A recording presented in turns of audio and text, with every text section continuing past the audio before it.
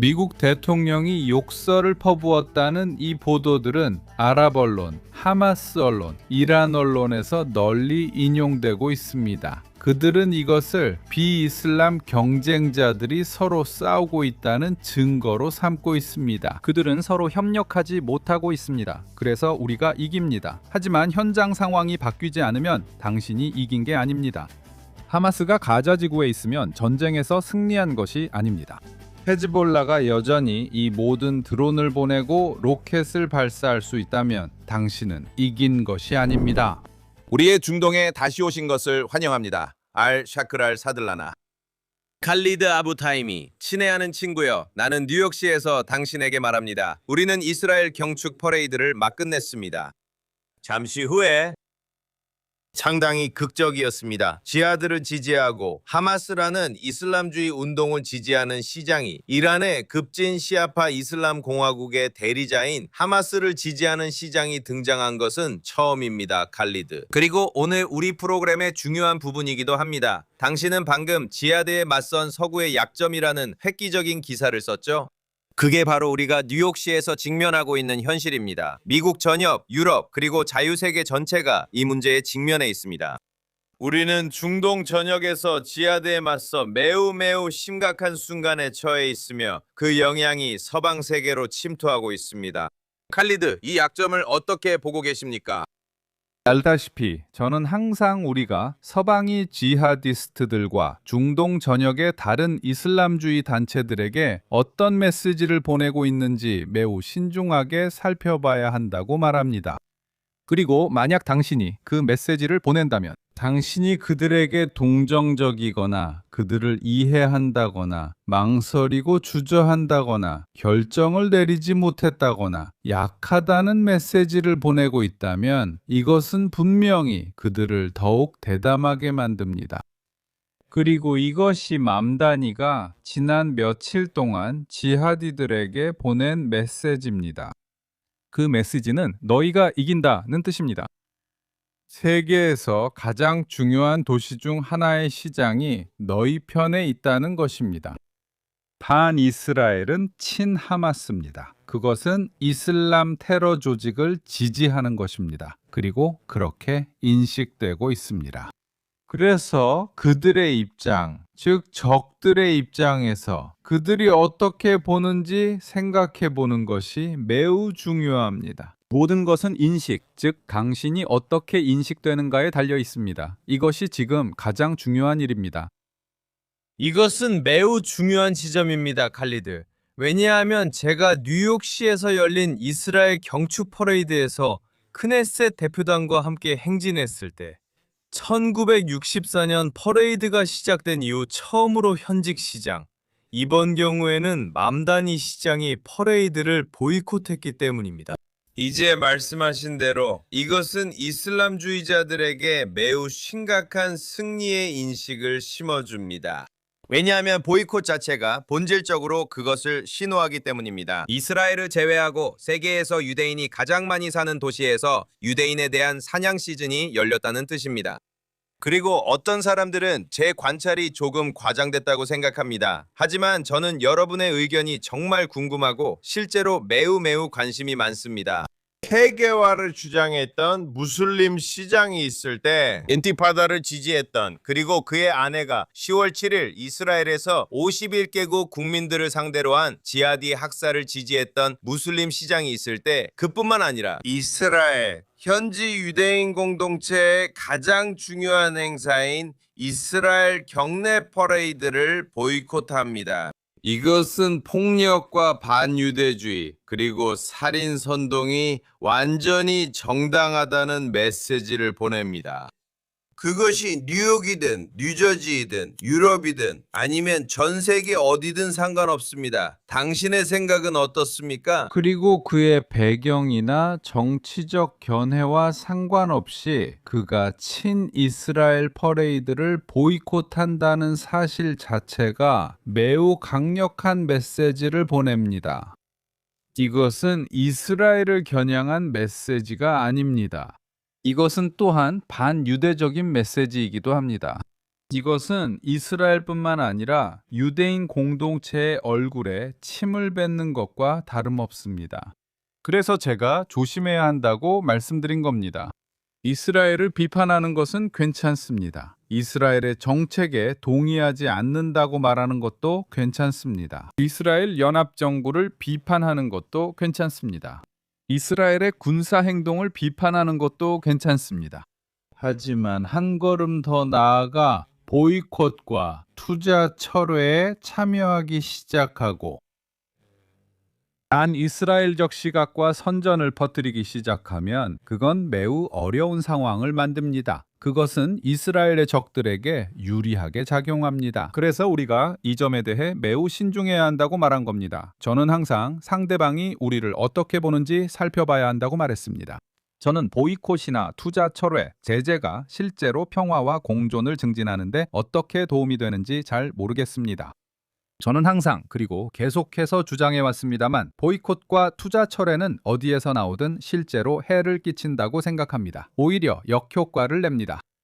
예를 들어 팔레스타인 사람들에게 대안도 없이 이스라엘 제품, 이스라엘 우유, 이스라엘 치즈를 보이콧하라고 요구하는 것은 친팔레스타인적인 행동이 아닙니다. 이것은 단지 반이스라엘적인 행동일 뿐입니다. 팔레스타인 사람들에게 이스라엘 내에서 일하는 것을 보이콧하라고 요구하는 것은 말도 안 됩니다. 왜냐하면 그들에게 대신 무엇을 제공하고 있습니까? 팔레스타인 사람들이 이스라엘 내에서 일하지 않기를 바란다면 대안을 제시해야 합니다. 하지만 일부 서양인들이 뉴욕이나 유럽 그리고 서구 세계 곳곳에 앉아서 팔레스타인 사람들에게 무엇이 좋고 나쁜지 설교하는 것은 매우 쉬운 일입니다. 팔레스타인 사람들을 돕고 싶다면 긍정적인 이니셔티브를 시작하세요. 보이콧 요구 대신 유대인과 아랍인이 더 가까워지도록 노력하세요. 그것이 도움이 됩니다. 우리는 부정적인 캠페인에 지쳤습니다. 부정적인 캠페인은 중동의 극단주의자들만 더 대담하게 만들 뿐입니다.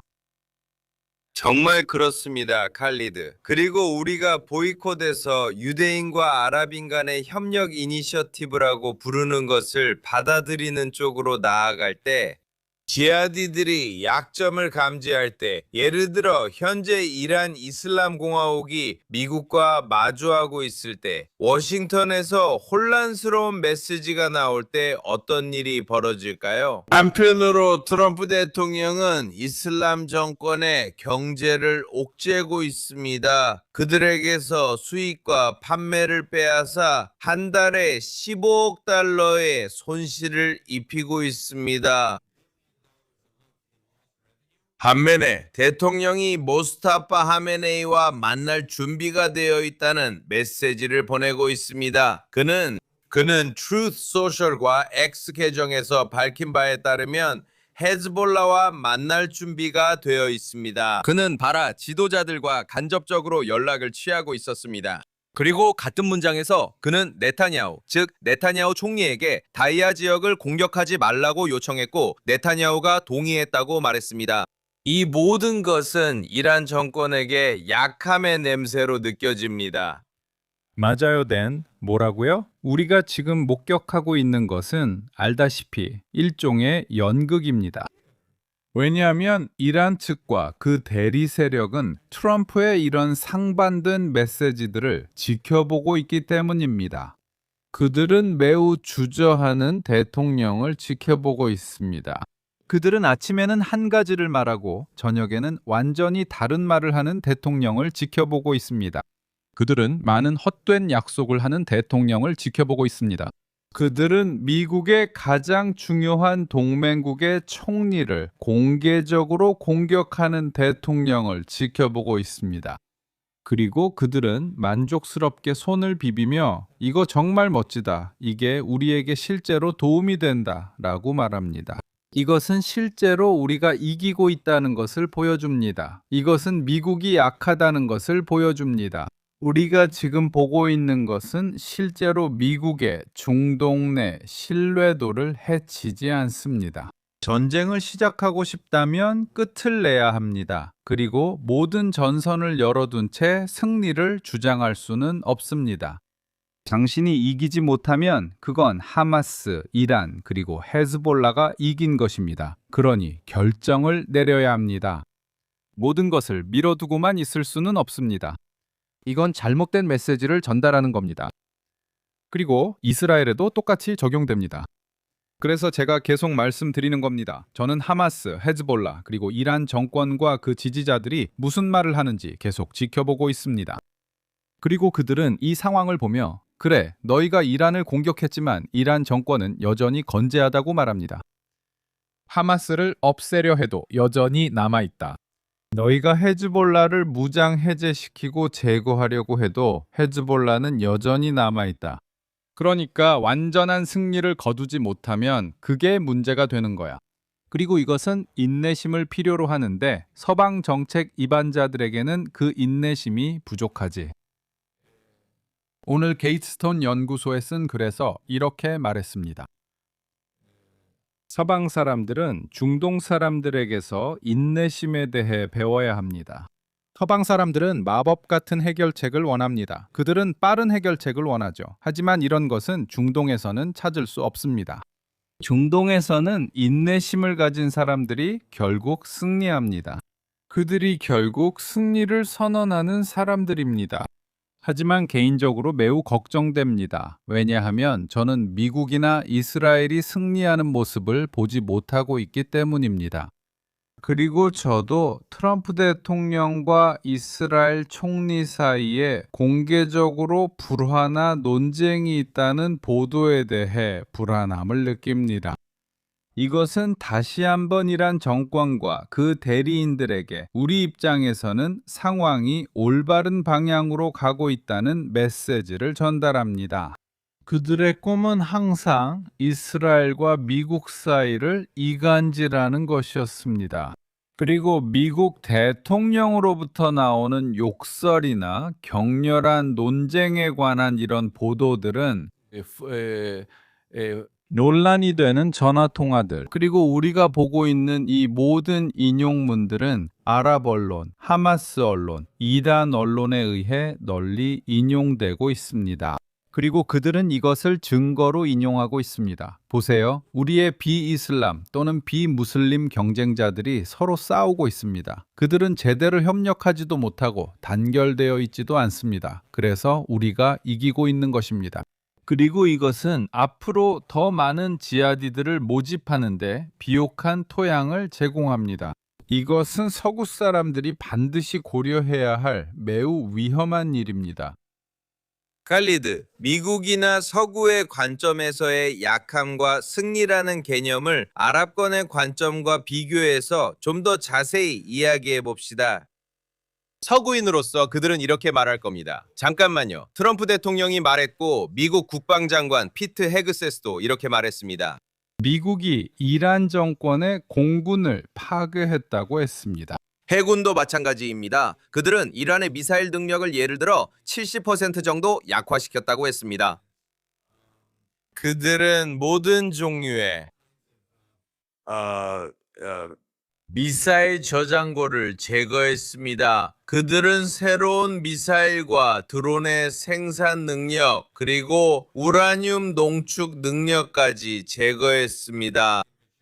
2025년 6월 미드나잇 해머 작전에서 우리는 알게 되었습니다. 이는 이란 정권의 역량이 상당 부분 실제로 파괴됐다는 것을 의미합니다. 하지만 말씀하신 대로 이란 정권의 관점에서 보면 그들은 여전히 건재하고 여전히 위협하고 있으며 여전히 공격하고 있습니다. 이제 그들은 쿠웨이트 국제공항을 공격했습니다. 상징적인 관점에서 볼 때 이는 매우 중요한 일입니다. 그들에게는 엄청난 진전입니다. 특히 그 영상들이 전 세계로 퍼져나가고 있기 때문입니다. 이는 관광뿐 아니라 각종 화물과 자재 운송을 위해서도 항공교통에 의존합니다.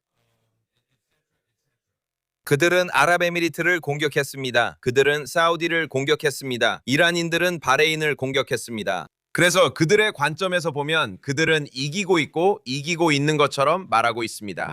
그런데도 우리는 미국이 더 공격적이고 심지어 과도한 반격을 하는 모습을 보지 못하고 있습니다.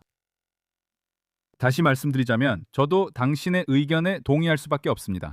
그들에게 승리는 곧 생존을 의미합니다. 그리고 살아남으면 당신이 이긴 겁니다. 이제 미국과 이스라엘이 이란을 공격한 명시적 또는 암묵적 목표 중 하나는 정권 교체였습니다. 네, 공개적으로 언급되지는 않았죠. 하지만 정권을 바꾸지 못했습니다. 군사 능력을 파괴했습니다. 해군을 파괴했습니다. 공군도 파괴했습니다. 많은 시설들을 파괴했습니다. 핵시설이든 다른 어떤 시설이든 탄도미사일까지도요. 하지만 정권은 여전히 존재합니다. 그리고 그 정권이 여전히 존재하는 한 그게 바로 승리입니다. 그들이 이기고 있는 겁니다.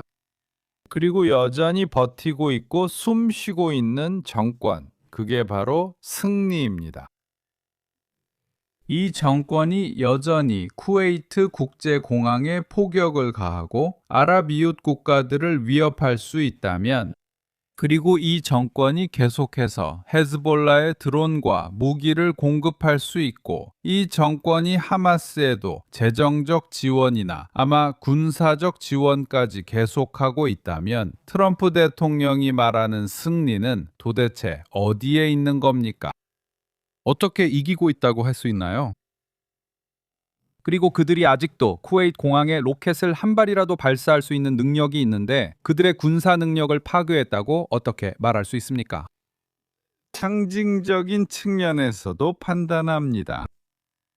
사람들은 아침에 일어나서 와, 쿠웨이트 공항이 이란에게 공격당했다는 소식을 듣게 됩니다. 이것이 어떤 메시지를 전달할까요? 이란 정권이 여전히 존재하고 있고 이란 정권이 여전히 이웃 국가들을 위협할 수 있다는 메시지입니다. 그리고 이란 정권과 그 이념도 여전히 존재합니다. 다시 말씀드리지만 이 정권을 하룻밤 사이에 제거할 수는 없습니다. 이 지하디 이념을 일주일이나 2주일 만에 없앨 수는 없습니다. 하지만 결의를 보여야 합니다. 인내심을 보여야 합니다. 그리고 결의와 인내로 무장하지 않으면 승리할 수 없습니다. 이런 전투나 전쟁은 몇 주나 몇 달 만에 이길 수 있는 것이 아닙니다. 이건 정말 많은 것을 필요로 합니다. 이런 악한 정권과 그 대리인들을 상대하려면 장기적인 전략이 필요합니다. 그리고 말씀드리자면 제가 들은 바로는 그들도 트럼프 행정부를 지켜보면서 트럼프가 앞으로 몇 년이나 더 남았지? 라고 말하고 있습니다. 2년 반, 3년 정도요? 우리는 인내심이 있으니 그는 떠나고 다른 행정부가 들어서면 미국 정책도 달라질 거야. 우리에게 가해지는 압박도 완화될 거야. 그들은 이제 가자 지구와 레바논에서 벌어지는 일을 보고 있어. 우리가 몇 번이나 들었지? 평화위원회가 하마스를 무장해제를 추진할 거라고? 평화위원회가 하마스에 압력을 가해서 다른 정부, 이른바 기술관료 정부가 가자 지구를 장악하도록 할 거라고 했지. 우리가 몇 번이나 들었지? 헤즈볼라가 무장해제하고 철수할 거라고. 헤즈볼라가 무기를 넘기고 레바논 군대가 장악할 거라고. 이 모든 게 그냥 말뿐이야. 현실에서 아무것도 변하지 않는다면 당신은 이긴 게 아니야. 하마스가 아직 가자 지구에 남아 있다면 가자 지구의 1%만을 통제하고 있어도 이 전쟁에서 이긴 게 아니야. 헤즈볼라가 여전히 이 모든 드론을 보내고 북부 이스라엘에 로켓을 발사할 수 있다면 미안하지만 당신은 이긴 게 아니야. 새로운 접근 방식이 필요해. 인내심을 가져야 해. 그리고 인내심이 없다면 다시 한번 말하지만 이런 모든 지하디들에게 잘못된 메시지를 보내는 거야. 우리가 가장 원하지 않는 것은 지하디들을 더욱 대담하게 만들고 초강대국과 그 동맹국인 이스라엘이 이기지 못하고 있다는 확신 때문에 다른 사람들이 그들에게 합류하도록 부추기는 거야. 그들은 우리를 이길 수 없어. 네가 그들을 못 이기면 결국 그들이 이기는 거야. 원래 그래. 네가 그들 중 수천, 수만 명을 죽여도 마찬가지야. 그들의 군사력을 파괴할 수는 있지만 완전한 승리는 없어. 넌 완전한 승리가 필요해. 그래서 여기 질문이 있어. 우리 JCFA 파트너이자 국제법 전문가인 밥 마이어스가 이번 지하드에 맞서다라는 이니셔티브에 우리와 함께했습니다. 그는 국제 이슬람 문제 전문가로서 그렇게 말했습니다. 우리는 꾸란과 이슬람의 극단적인 해석을 살펴봐야 합니다. 이는 급진 시아파 버전뿐만 아니라 ICIS, 알카에다, 무슬림 형제단이 대표하는 급진 수니파 버전에서도 마찬가지입니다. 이제 신학적인 관점에서 이란을 바라본다면 그들의 DNA와 사명은 이슬람 급진 시아파 혁명을 수출하여 그들의 메시아인 마흐디, 즉 12번째 숨겨진 이맘의 재림을 일으키는 것입니다. 그리고 이것은 매우 중요합니다. 단순히 종말론이나 종말 시나리오에 대한 학문적 논의이 아닙니다. 하지만 그들을 움직이고 그들에게 동기를 부여하는 것은 종교적으로 깊이 뿌리내린 헌신과 결의, 그리고 인내심으로 종말의 폭력적인 시나리오를 일으키려는 것입니다.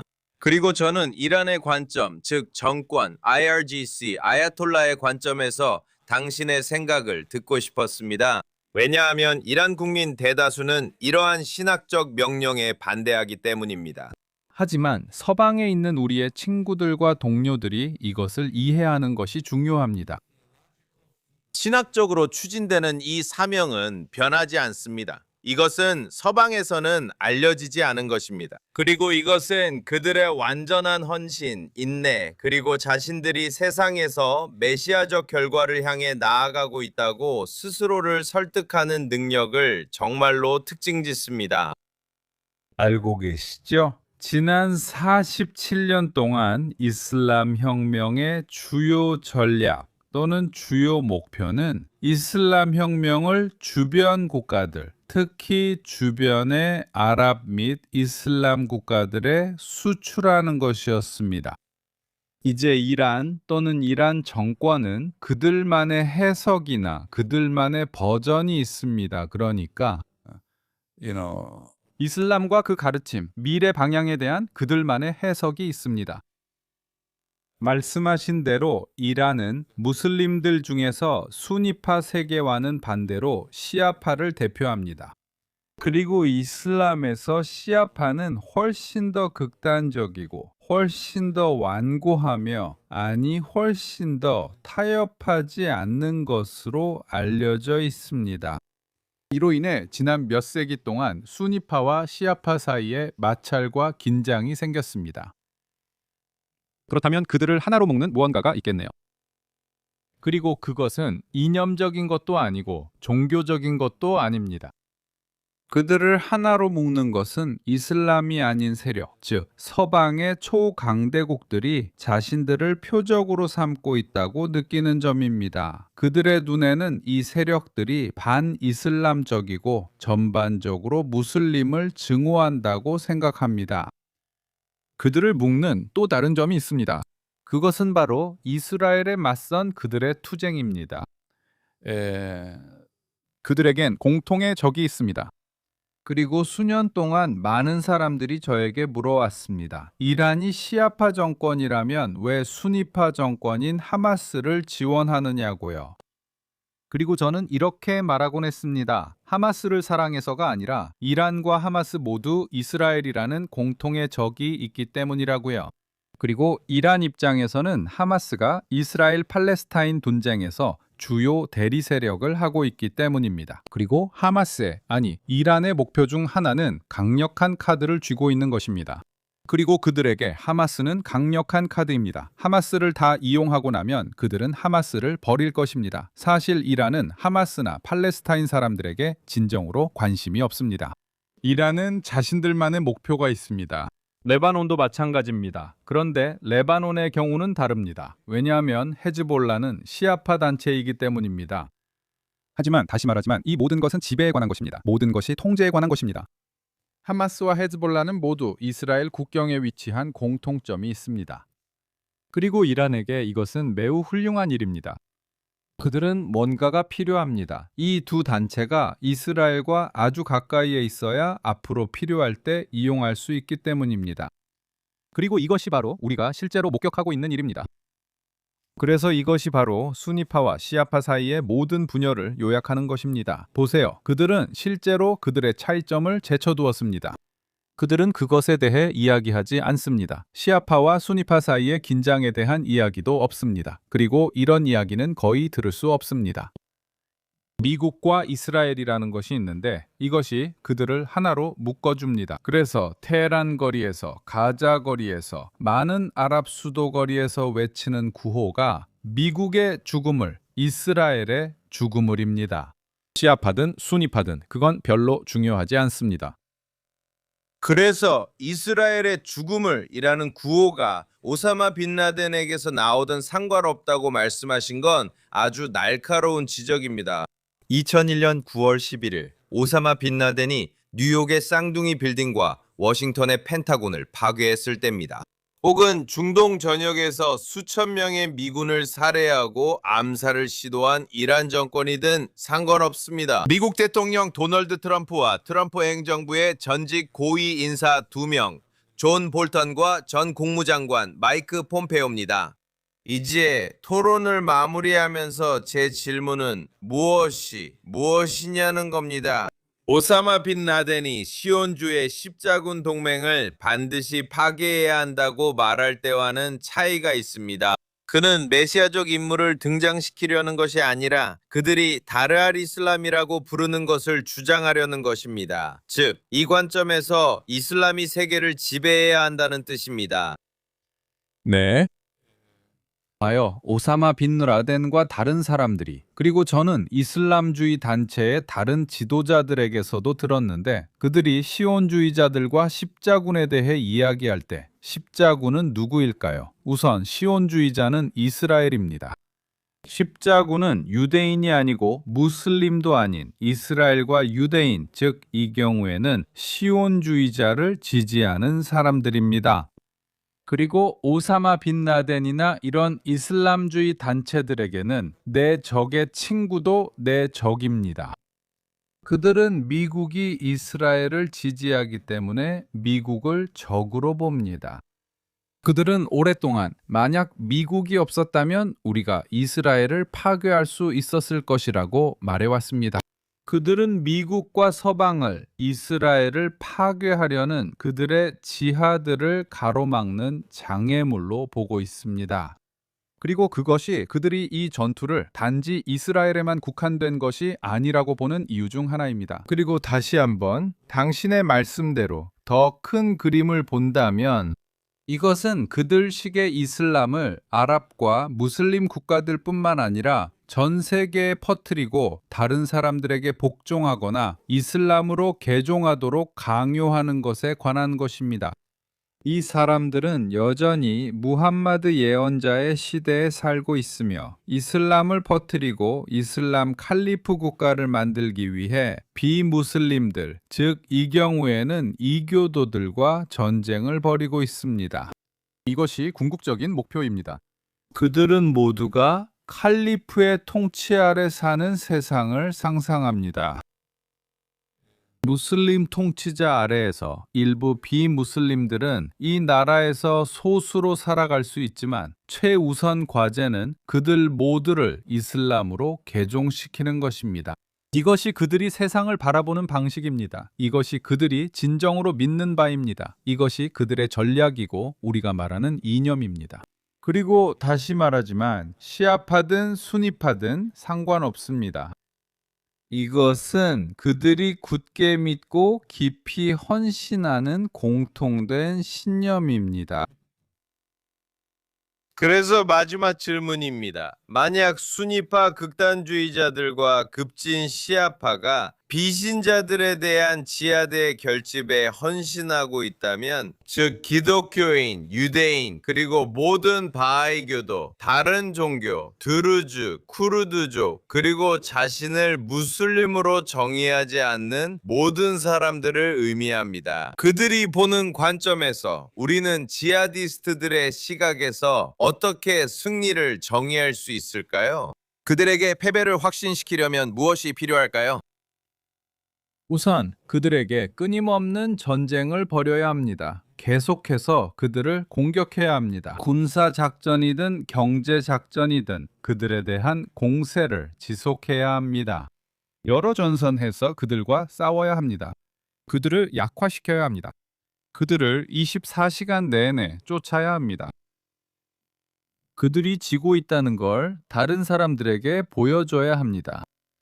다른 사람들, 그들의 경쟁자들, 온건한 무슬림들과 온건한 아랍인들이 그들이 지고 있다는 걸 보면 그들도 고개를 들기 시작할 겁니다. 하지만 만약 그들이 미국이 주저하고 있고 트럼프 대통령이 결정을 내리지 않았다는 걸 본다면, 그리고 그들이 미국과 이스라엘 사이에 공개적인 분열이 있다는 것을 본다면, 이것은 실제로 극단주의 집단에 더 힘을 실어줍니다. 그리고 이것은 아랍과 이슬람 세계의 반극단주의 집단들에게 미국과 이스라엘이 매우 약하다는 메시지를 전달합니다. 그들은 전투에서 이길 수 없습니다. 그들은 아무런 성과도 내지 못하는 헛된 전쟁을 벌입니다. 그리고 이것은 우리가 이 갈등에 대해 이야기할 때 반드시 고려해야 할 점입니다. 맞아요, 칼리드. 그래서 우리는 긍정적으로 마무리하겠습니다. 네타냐후 총리가 10월 7일 이후에 요구했던 것처럼 완전한 승리 말이죠. 그리고 이스라엘은 여러 제약 속에서도 승리를 향해 나아가고 있는 것처럼 보입니다. 이스라엘은 10월 6일에 비해 지하드에 맞서 훨씬 더 나은 상황에 있습니다. 하지만 아직 해야 할 일이 많습니다. 제 생각에는 미국도 이스라엘로부터 많은 것을 배울 수 있다고 봅니다. 정말로 확고한 헌신에서부터 확실히 이 베냐민 네타냐후 총리의 경우처럼 적을 물리치기 위해서 말이죠. 가자 지구에서 하마스와 맞서든, 시리아에서 지하디스트와 맞서든, 레바논에서 헤즈볼라와 맞서든, 예멘에서 이란이 지원하는 후티와 맞서든, 또는 이라크에서 이란 민병대와 맞서든 말이죠. 그래서 우리는 중동 전역을 휩쓸며 지하드를 위협하는 이 지하드의 문어발 같은 존재를 마주하고 있습니다. 또한 서방뿐만 아니라 다른 지역도 마찬가지입니다. 그래서 이 문제는 우리가 매우 면밀히 주시해야 할 사안입니다. 그리고 우리는 정말로 우리의 친애하는 친구이자 동료인 밥 마이어스에게 감사의 뜻을 전하고 싶습니다. 그는 리더십과 협력을 통해 우리가 지하드에 맞서 나아갈 수 있도록 큰 도움을 주었습니다. 마지막으로 한 말씀, 마지막 소감이나 의견 있으신가요? 칼리드 아부 탈리브? 그러니까 다시 말씀드리자면, 이 대화를 마무리하면서 저는 계속해서 우리가 중동에서 무슨 일이 일어나고 있는지 인식해야 한다고 말씀드리고 싶습니다. 저는 미국과 서방에서 중동 문제를 다루는 사람들을 보고 싶습니다. 저는 그들이 중동의 문화를 이해하고 언어를 이해하고 사고방식을 이해했으면 합니다. 제가 지금 보는 것은 워싱턴에 앉아 있는 사람들, 유럽에 앉아 있는 사람들이 중동에 대해 이야기하고 중동에 대한 의견을 내고 중동에 대한 결정을 내리는 것입니다. 아랍어를 이해하지 못하고 이슬람교를 이해하지 못하고 중동에 사는 사람들을 이해하지 못한 채로 말입니다. 저는 여기서 아랍인들과 무슬림들을 말하는 것이고, 심지어 중동을 방문해 본 적도 없는 사람들입니다. 그리고 이스라엘 아랍 분쟁이나 이스라엘 팔레스타인 분쟁과 관련된 중요한 결정들이 중동에 대한 정보, 경험, 교육이 부족한 사람들에 의해 내려지고 있습니다. 이것은 매우 중요한 문제입니다. 그래서 저희 프로그램 우리의 중동은 항상 서구 시청자들에게 중동의 이면에 있는 생각, 사람들이 실제로 무엇을 말하고 있는지, 그리고 서구인들의 행동과 수사가 중동의 아랍인들과 무슬림들에게 어떻게 받아들여지는지를 전달하려고 노력합니다. 이것은 정말 중요한 일입니다. 그래서 제 생각에는 인내심을 가지라는 것입니다. 약속을 했다면 반드시 지키세요. 만약 미국과 동맹국 사이에 분열이 있다면 굳이 그 문제를 밖으로 드러낼 필요는 없습니다. 그냥 알다시피 그걸 통제하거나 비공개로 처리하고 최선을 바라야 합니다. 이게 유일한 방법이에요. 그리고 우리 모두는, 그러니까 저나 당신 같은 사람들은 더 나은 중동을 원합니다. 우리는 협력을 보고 싶어요. 우리는 아랍인과 무슬림 사이의 공존을 보고 싶어요. 우리는 더 많은 아브라함 협정을 보고 싶어요. 무슬림과 유대인. 네, 미안해요. 아랍인, 무슬림, 유대인 모두 여기서 더 많은 아브라함 협정을 원해요. 사람들은 전쟁에 지쳤어요. 우리는 이런 모든 군사작전에 질렸어요. 우리는 모든 극단주의자들에게 질렸어요. 우리는 앞으로 나아가고 싶어요. 이것이 이스라엘뿐만 아니라 중동에 사는 아랍인들과 유대인들 모두에게서 나오는 메시지입니다. 네, 당신이 완벽하게 말씀하셨다고 생각합니다. 이것이 새로운 중동의 잠재력입니다. 칼리드 아부타임이 거의 40년째 저의 소중한 친구이자 동료인 칼리드 아부타임이 이것이 바로 우리의 중동이었습니다. 그리고 저희는 시청자 여러분께 매주 이 극적인 지역이 어떻게 생각하고 어떻게 행동하며 서방과 전 세계 다른 문화에 어떤 영향을 미치는지에 대한 추가적인 통찰을 함께 나누시길 초대합니다. 칼리드, 정말 고마워요. 감사합니다.